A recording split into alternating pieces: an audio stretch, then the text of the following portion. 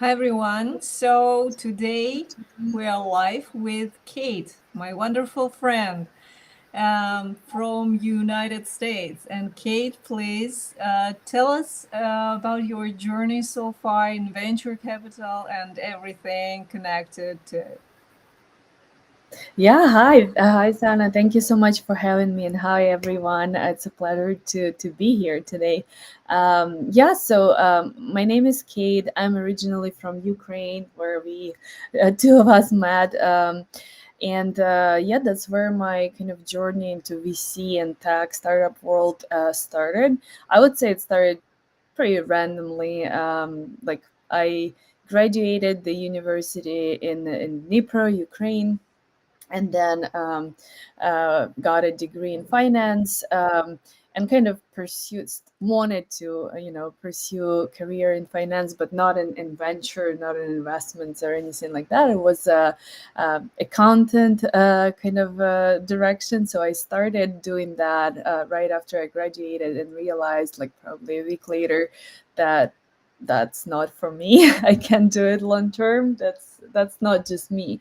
So I started looking for different opportunities, and I found one that kind of brought me pretty much into VC space. But at that point, that many years ago, I almost like didn't really know what VC startups are. It was like at the very, very beginning, especially in Ukraine.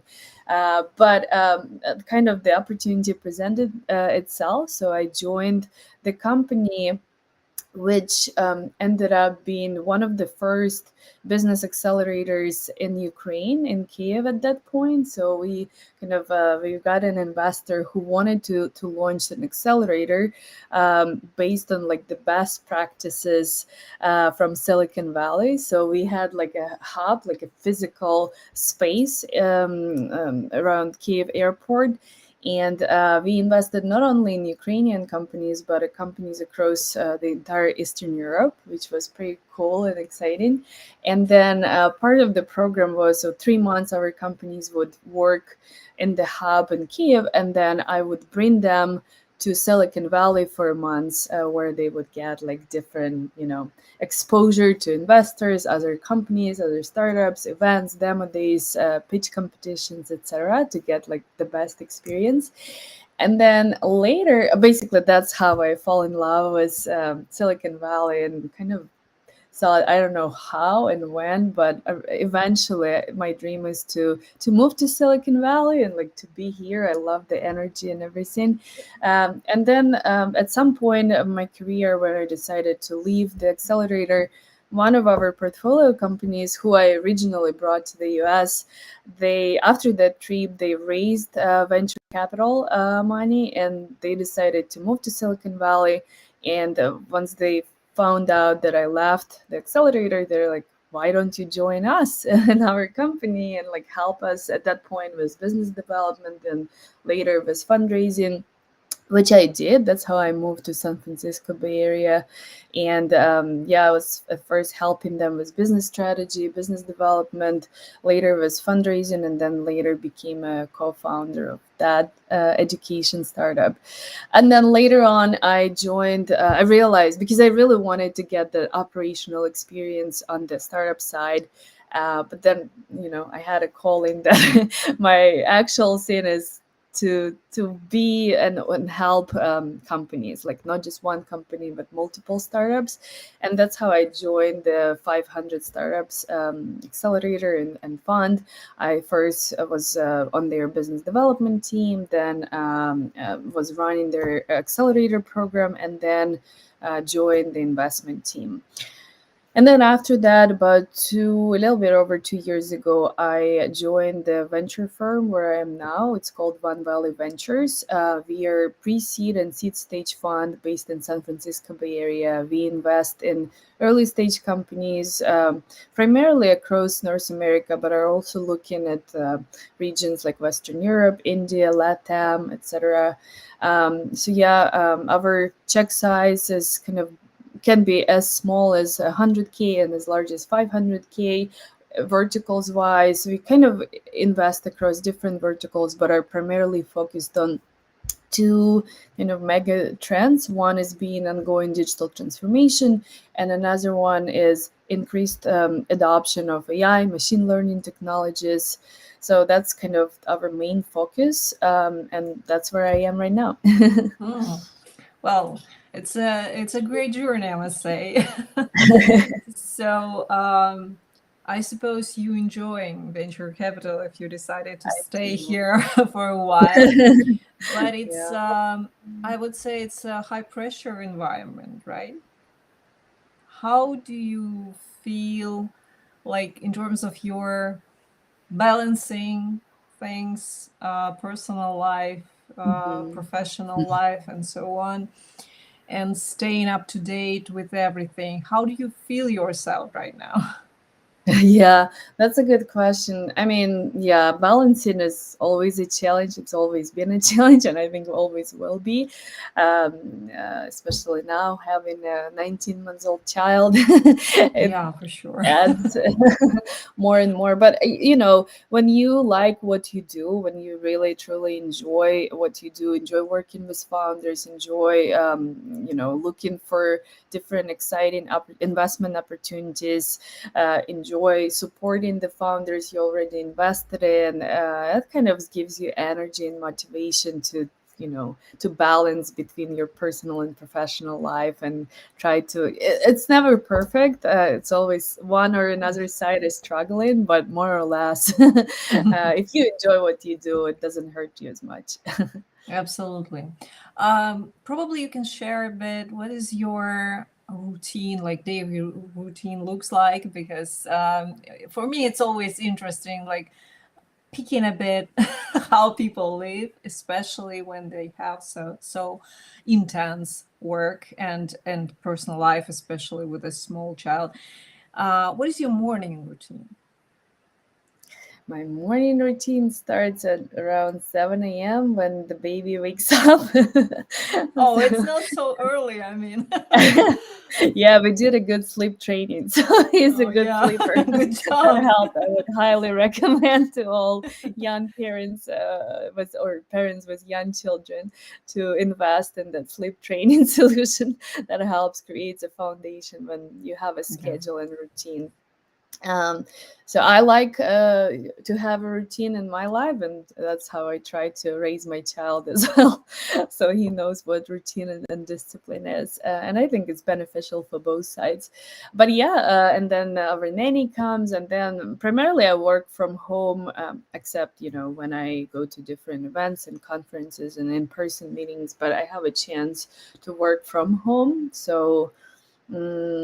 And like few times a week I can go to the office. We have an office in the Bay Area, but mostly from home. So that's kind of like, I close the door in the room and start cranking and looking for deals. Like my day, I it's hard to really like plan. Okay, I tried to block my calendar. Okay, this time is for emails, this time is for deal flow kind of search, this time is for conversations with the founders, this time is for kind of due diligence, etc., working on materials for investment committee and stuff like that. But sometimes it works, sometimes it just adapt to how the day goes. But that's pretty much includes my daily routine, right? Like always looking for investment opportunities, talking to a lot of founders, reviewing different investment opportunities, conducting diligence on those that are actually attracting to us, presenting it to our investment committee, our partners, and then also once we make that investment, trying our best to spend as much time with the founders as we can to help them and support and be there for them. Mm. Yeah.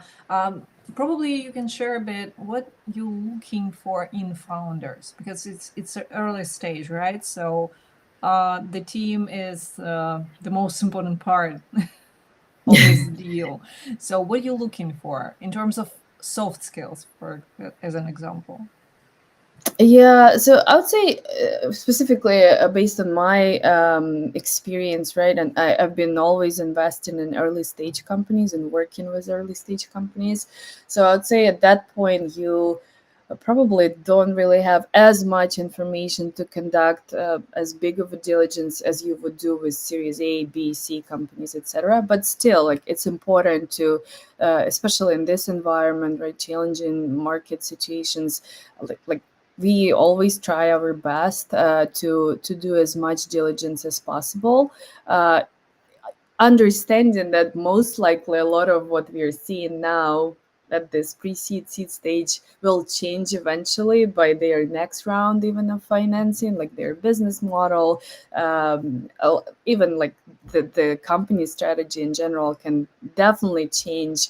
But we work with what we have now, and we want to make sure we feel comfortable and conduct enough diligence to kind of have that feeling and confidence that at this stage we believe in what company does. We believe, like we do competitor research, we analyze their market opportunity, their business model, their financial projections, even though most likely those are just, they will most likely change. But we still want to make sure, because it shows how the founders think about, their financial goals and how they're going to reach them. But I think most importantly at this stage is the founding team, and that's what we kind of evaluate and spend the most time doing, like talking to the founders, spending as much time as possible with them, to make sure we their strategic goals and approach resonates with ours, because like investing in the company, it's kind of like getting into a marriage, right? It's really Oh, long term, hopefully long term maybe it's relationships. harder to get from it than Yeah, it yeah, was. yeah, exactly, exactly. So that's why it's not only important for us to feel, comfortable and confident and to believe in founders that we want to support, but also to make sure they feel comfortable working with us and they understand the value we can bring them, and that aligns, right? So it's always important to do diligence on both sides, for investors, on the founders, and for founders and investors, to make sure you really feel comfortable like working with one another for a very long period of time, right? And we never try to, so that's why the team is very, very important. But we don't want to be those investors, because I have examples of some funds that really want to get super involved into the company and almost like run and tell them how to run their business. We are not that type of investors. For us, it's important to kind of share how we can be helpful, when we can be helpful, what resources we have, to stay in touch with the companies on the constant basis, and you know make make them comfortable to come to us, not already when it's too late, kind of, and let us know that this is the outcome, but actually when some issues arise, come to us and talk to us, and know that they will have our support, and we will pull out the resources we have, connections we have, network we have, in order to help them. So yeah, we tried. So team is number one. That's kind of, hopefully that doesn't. I mean, it can grow, of course, the founding team, but hopefully it doesn't really change. And that's why you need to be really, really comfortable with the team that you support and invest in. What are your red flags in founders? Um, I think being dishonest, like lying about stuff or hiding stuff, that's one thing that Mhm. doesn't resonate with me. And if I see that, I would prefer to stay away from that investment decision, because we all know, like, being the founder, running the early stage company is probably one of the most difficult jobs in the world. I really have a lot of passion and understanding and support for every founder who starts the company. And we all know that it's never easy. There's always challenges, and there will be always some sort of issues that you need to navigate and solve. And it's normal, right? So for me, it's important that the founders come and tell you, like, this is actually what's happening. I want you to know. If you can help, great, but at least you know that this is what I'm dealing with. Versus, as even like when you do a due diligence before you even invest in the company, the world of investors is big, but it's kind of small. Like Oh, it's you so always need small. to remember, yeah, that people talk to each other, investors talk to each other. They can easily reach out and ask for a reference call. Some founders sometimes can say like, oh, this fund has already committed, and then you go to the fund and they're like, yeah, we talked to them once, we haven't made any decisions yet. So it's always important to be transparent and say exactly like, either don't say anything, or but ideally say like exactly how the situation looks like. And with the right partner, right investor, you'll get the support and understanding, versus if you hide something and then the truth comes up. It always comes up in one way or another, and then that kind of breaks the trust between investor and the founder, and it's hard to continue maintain good relationships. Yeah, absolutely. And hoping for resolving something. We know the stories of Theranos Yeah, and many of them. Too much, I exactly. think. So what else? Yeah. What else? So not Red lying. flags. Okay. That's Being why. truthful. What else? I think that's the biggest one for me.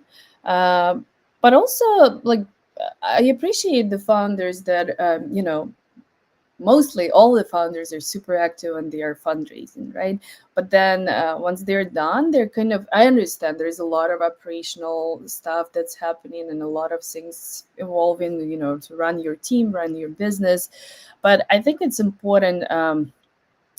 I like when the founders find time to, share their investor updates, not only around the time when they are going to fundraise or need, follow on and expect follow on investment from you and stuff, because that kind of is a challenging for them as well, right? Because you come back all of the sudden and I'm like, okay, but I don't know anything what's been happening with you, right? So that Yeah. kind of makes it difficult, versus founders that constantly keep you updated, like with their progress, what's happening with their challenges, their achievements. That creates that understanding, like, okay, I know what's happening, I see how the company grows, I see the challenges they overcome or face, right? And that way I'm included in the process of their strategy and business development, and that creates makes me easier to, one, make the decision to maybe do a follow-on investment, or even some companies, I talk to the company, they're too early for us, but they do a great job keeping us up to date as how they progress. And then when they go raise their next round, I'm like, okay, I actually want to continue the conversation, because I'm aware about the entire process, like what's been happening between our last conversation and your new round of fundraising. I liked the progress I've been seeing, so let's definitely continue. And that happens. Like sometimes you end up investing. You said no first, but then 6 months later you actually want to invest. So yeah, I like the founders that stay engaged with investors, not only around their fundraising time, but kind of on the constant basis. Mm. Yeah, absolutely. And it's like selling something. It's like the same for me, at least. Fundraising, it's constant selling, but it's like selling to B2B. When it's not B2C, it's B2B. So you are dancing around your client a long time. And then, if you're lucky, then you get the deal. So it's probably Yeah. almost the same. So, okay, I have tough question for you. So, maybe you can share some challenging moment that in your career, in your life, and how you overcame it. Yeah. I mean, I probably wouldn't go in like a specific example Okay, related to a sure, sure. specific As person far as or you're the comfortable. company. Yeah, but I would say, I've definitely been in many situations throughout my career, whether there were some challenging times within the company I was part of with the senior management I worked with, or stuff like that within our team. So there's been a lot of situations. I would say kind of my learning from those situations is that be honest with yourself. One, learn about the situation, like what actually caused it, how it developed, what could be the outcomes, but also um, I think it's important to see how different people, or let's say senior management, reacts or solves some challenging situations. And if that doesn't resonate with you, I think you need to be honest with yourself and don't hope that, next challenging situation will be solved differently. They'll take a different approach. I think that's actually like one is enough to see if you're comfortable and if you are on the same page, let's say with the company or the senior management or your co-founders or your team, the way they solve it, the way they communicate about, some challenges that company faces. And if it doesn't resonate with you or goes against with your beliefs, then I would say don't waste your time, and maybe it's kind of makes sense to consider other opportunities.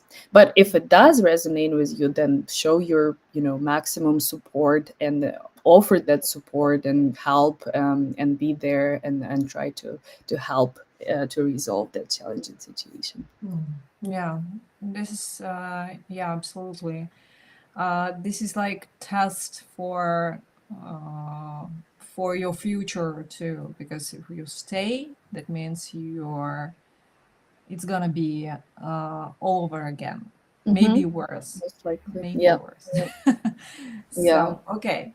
Right now, everyone is talking about AI, right? So, do you invest in AI startups?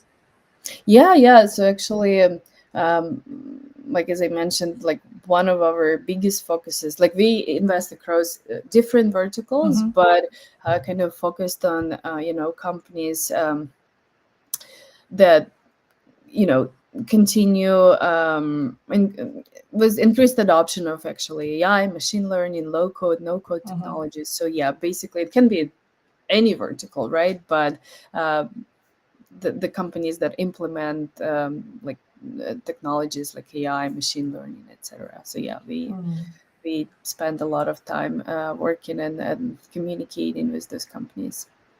Mm-hmm. Is there some trends that you're excited about? Yeah, many at the moment. You mean? uh, can you just share a bit what you excited about? Uh-huh. Yeah. Yeah. So obviously, like what we invest in, it obviously excites me. And but in general, like tech scene is constantly evolving, and trends are changing, right? So we can probably plan like many years ahead, but at least for some foreseeable future, yeah, I see some trends like definitely AI, machine learning. I believe there will be increased integration across different industries, and it will drive automation, different data driven insights, and stuff like that.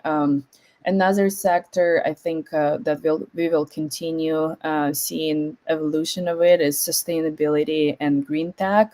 I think that's the sector that we will be seeing more and more startups across the world developing different eco-friendly solutions like renewable energy sources, for example, waste reduction, different sustainable practices to address different environmental challenges. So that's one.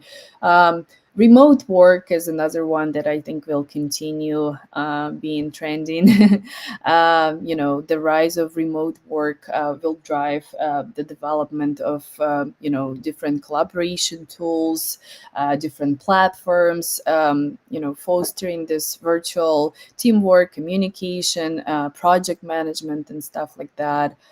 What else? Education. I think at DAC will, there will be more and more startups evolving that will develop different personalized learning solutions, like different online courses, platforms catering towards the changing landscape of education and different skills development. Fintech, obviously, I think will continue. evolving, and disrupt, traditional financial services, offering different innovation payment solutions like neo banking, digital wallets, etc.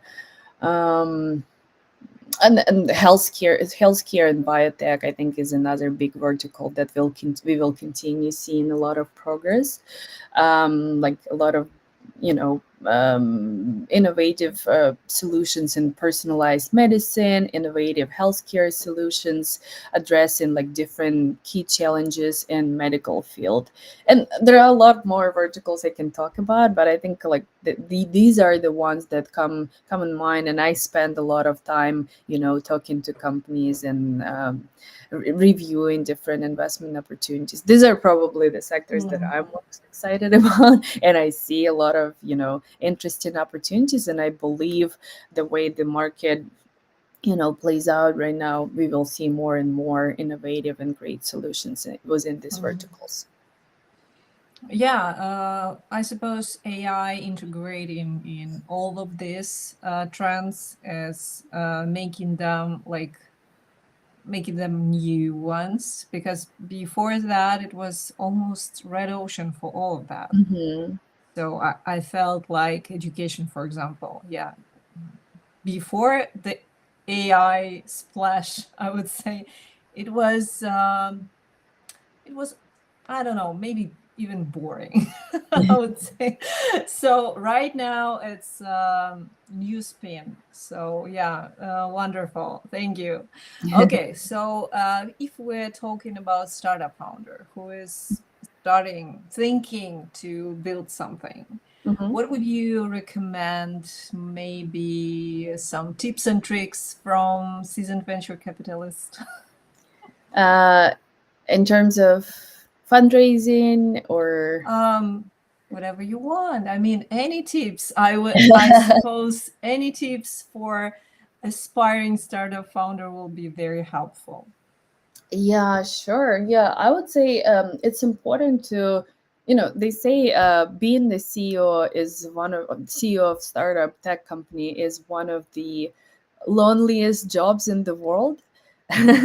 Obviously, very challenging ones, but also very lonely ones, because I think only like-minded founders can understand what being the CEO of early stage tech company is. So it's very important to stay surround yourself with like-minded CEOs or co-founders or people who start their early stage companies, and build that community and kind of grow that community and stay active and engaged with that community. Because like someone who worked at accelerator was hundreds of companies, I saw that trend, right? It's really challenging, and you can really come talk to your mom who is not aware of how this, I mean, some moms are obviously very aware, but as an example, like someone close to you who doesn't know what it takes to build the early stage startup, you can really get their support or understanding. Like they can say like, go find a real job, right?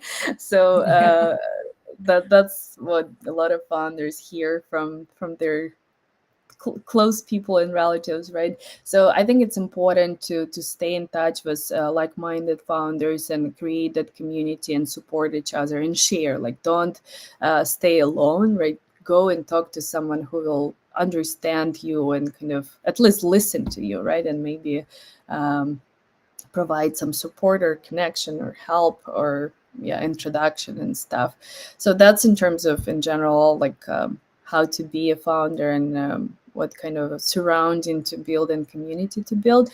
As it comes to fundraising, which is probably one of the most important and challenging times as well when you start fundraising, I think a lot of founders, they try to wear multiple hats, like being to fundraise, to run the business, to build the team, to manage the team, to be a CFO, CTO, and many other roles, right? I think it's important when it comes to fundraising to remember that it's kind of a full-time job, right? So you need to have the team, or team member, right, that you can trust, who would take over all your responsibilities for the time of fundraising process and let you just fully focused on your fundraising efforts. Like nothing else matters. It doesn't mean the business and operations stop. It just means that you can delegate to the people you trust, your co-founders, most likely, hopefully, if you're not the solo founder, right? And you can fully focus on your fundraising. And it is challenging, and doesn't matter, especially now when the market is not in its best shape. Uh, be kind of prepared to hear a lot of no's, but it shouldn't stop you, because there are investors who will believe, and whose investment thesis is kind of aligns with what you do, and they believe in you and what you do, and you'll hear your yes or yeses, right? But before that happens, you might hear a lot of no. As I mentioned before, like always be honest, not only with your investors, but also with, your team members, your co-founders, your clients, your customers, your partners.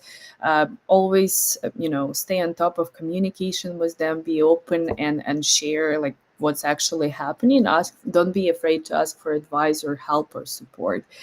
What else?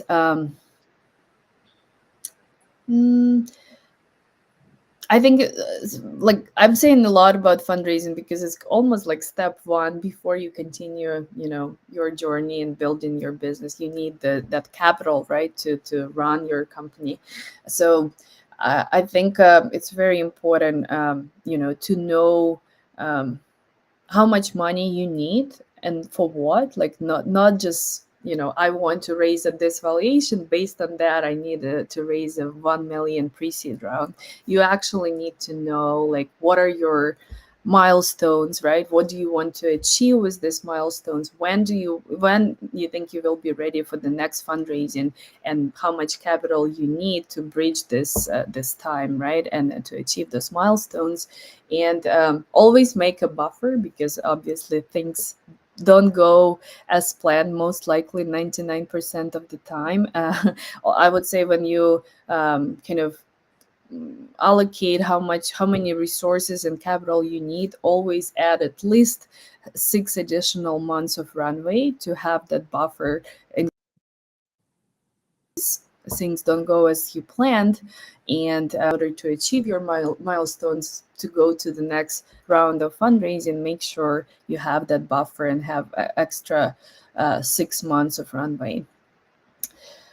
We Yeah, have I a think question from Aham. I hope I'm saying this correctly. I'm sorry. If someone doesn't have an MBA and got into big tech in 30s, what are the odds of getting funded for their own startup? I think most of the founders, or at least a lot of founders I see and talk to, don't have necessarily an MBA. Some of them didn't even graduate from the university. Some of them dropped in the middle of their university life, drop out of the university. So it's totally fine. I think right now, even investors, like right now, it was almost impossible to get into VC world if you don't have MBA or graduated from like top prestige school and or have investment banking experience. Right now, it's changing a lot. Like that's not a requirement. In fact, a lot of VC firms prefer to have um, a member of their team with operational experience, operational background. That's why we see more and more venture firms hiring former founders, who exited or at least had some good operational experience running their companies, and now joining VC firms. So it's totally fine. I don't think it's something that can potentially stop you from starting your startup or joining the VC firm. Depends on the goal. So definitely it's fine. I think practice, is very important. Like join the company before you start your company. If you don't feel like you have that experience or need more experience and practice, like maybe join another startup to get that experience, to see how it works within the startup before you launched yours. But I also think there are so many resources available right now online that you can obviously running the company and learning about it from YouTube is two very different things. But at least you Yes. have a lot of information that can help you, uh, be more knowledgeable and prepared for this journey. And also, Yeah. um, s- I think having a good mentors and good community is probably even more helpful than getting your MBA. I'm not saying don't get your MBA. If you have that opportunity, it's great. Please go for it. But I don't think it's a really a requirement or that will help you Mm. to definitely start and run your successful business. I hope I that. suppose that the best thing, if you have that traction, if you have that interest from customers, even if you have lagging MVP or something, the prototype even, someone started their business with PowerPoint slides. I Yeah. mean, come on. So don't try to build a product from the bat, like from now on. Just test it and see if there is interest. If you have interest, you will not have any problems with VC money, angel money, whatever money you need. So yeah, um, getting back into VC world, for the last 2 years, I suppose there's been hard times, I would say, to get funding, to raise fund. So Yeah. it's like all over the problems, all over the venture business. So what do you think in nearest few years? What is gonna be? It's gonna be easier.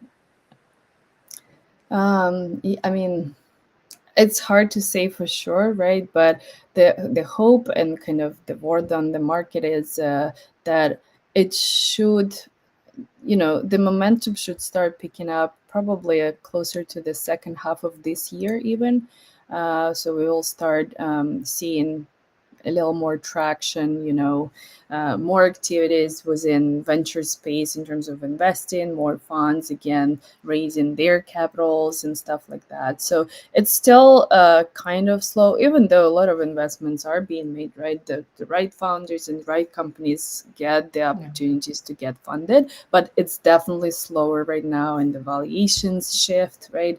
And yeah, it's definitely different market environment that we've seen in 2021. For But sure. yeah, but the idea and hope is that we will start seeing some changes and improvements closer to the second half of this year. Hopefully, yeah. Yeah. Well, what else I wanted to ask you is, you mentioned that you believe that future of remote work is still there. It's gonna be maybe more even. Right now, I see like mixed signs. For example, some big tech companies saying that you should go back, you have your place, and so on. You go to office and so on. So, what do you think? Well, will we will get back to the offices? Hmm. Yeah, I mean, yeah, I see here in Silicon Valley, even like some companies try to kind of force and bring people back to the offices, but majority of tech companies and startups still have at least a few days of remote work. So I think we will continue seeing that trend more and more of probably a mix between in person and remote work. Um, a lot of my colleagues, right, or investment bankers that I've seen, they go like 2, 3 times a week to the office, but still have a few days remote. Which I think it's a beneficial. You still have an opportunity to kind of connect with your team in person, spend some time, do some strategic planning, some brainstorming, and stuff like that. But then the rest of the time you can just focus on your daily basis, work from home. Like it creates a lot of benefits, right? You are more productive. You better for environment, not commuting and wasting gas. But also like I think it's important for companies and you as like if founders are watching us to kind of think about providing that opportunity for your talent, right? To have an option of remote work. One, it gives you kind of more access to global talent if you provide if you have the approach of remote work. You can basically tap into like the best talent globally, bring a lot more different ideas and opportunities from around the world. And also, but it's important to also, I think we see that shift that more and more companies like care about well-being of their employees. And kind of speaking of remote work, they look, and us investors are constantly evaluating the opportunities to invest in different productivity tools that improve, employees well-being, using different strategies, tools, approaches and stuff. So I think I wouldn't be like super strict and say like you need to work 5 days a week from the office. I know for some companies it's impossible to provide like fully remote environment. It's still strategically important for them to have their employees in the office at least few times a week, or months. I don't know. I think that balance probably is the best if you have that opportunity, right? But if you don't, and let's say you like the approach of having fully remote teams, you just need to do your research and invest in some tools, that keep people engaged and emotionally, well-being, and like provide different tools and resources for them to stay engaged, to stay connected with their team members, and like kind of set up the right communication channels to stay in touch with your team on a constant basis, to know what's happening and know the dynamic of the team. Yeah. What I've seen from my work, it's like communication in remote, fully remote teams should be absolutely different. It should be like maybe even over communication, like in details. I'm not saying having a lot of meetings, I'm saying details, details, talk to people. So yeah, it's still unusual for fully remote teams to communicate properly. But yeah, you're absolutely right. You have the opportunity to have anyone on this planet to work for you. It can be whenever you want, whatever you want, and so on. So it's a freedom, absolutely freedom to create and find talent and so on. So yeah, for sure, uh, the AI again gives us helpful hand, I hope, with this. So it would be wonderful to have some new tools that would give us hand with the communication, right communication, not Yeah, and that's over this writing. remote work creates a lot of opportunities for founders, right, to come up with Yeah, those tools and solutions that VCs will invest, because we know, I think we will be seeing more and more kind of remote work era, and we would need more and more effective solutions to maintain, well-being of the employees, engagement of the yeah, employees. But I think it's also important to talk to your team and to understand, because some people, they just can't embrace this remote work. They like physical space, they want to be of out of course. their houses. And I think it's important for you as the founder, or the C-level manager, to kind of hear those people out and provide maybe like co-working space where Yeah, they can go and spend some time if that's their preference. Like, I don't think there should be a yes or no approach. There should be a flexibility, and who knows, eventually maybe we will transition into fully remote work era. But for now, it's a balance, I think. absolutely. And yeah, everyone is different. And some people don't have the luxury to stay home because, for example, they have Yeah, small babies yeah, and they don't have separate office. So sure. I totally get it. So yeah, listening is number one for everyone, I would say, and sharing, because some people shy to share. They Yeah, just like, well, I'm fine, I'm fine. If you're not fine, just share this with your leaders, with people who can help you with that. So yeah, for sure, thank because it you. will Yeah, impact your productivity, right? If you're unhappy yeah, with, the way your workstation set up, whether, at home or somewhere else, which is not the way you prefer this will definitely impact your productivity level. So make sure you go and talk to your manager about it. I'm sure they'll yeah. find a solution. Absolutely. Thank you so much for sharing, for spending this time with us, and yeah, for your story. And well, if you want to add something, just feel free. My questions are done. Perfect. No, thank you. It's been a pleasure. I really enjoyed our conversation. Thank you for having me over. And for everyone, if anyone has any additional questions or would like to connect, you can find me on LinkedIn, same name as you see on the screen. If you need my email to share your deck or anything for potential investment evaluation, happy to do that as well. You know the criteria for our firm. So yeah, would love to stay in touch. And thank you for having me again. Thank you so much. So everyone, thank you, and see you next time. Bye bye. Thank you.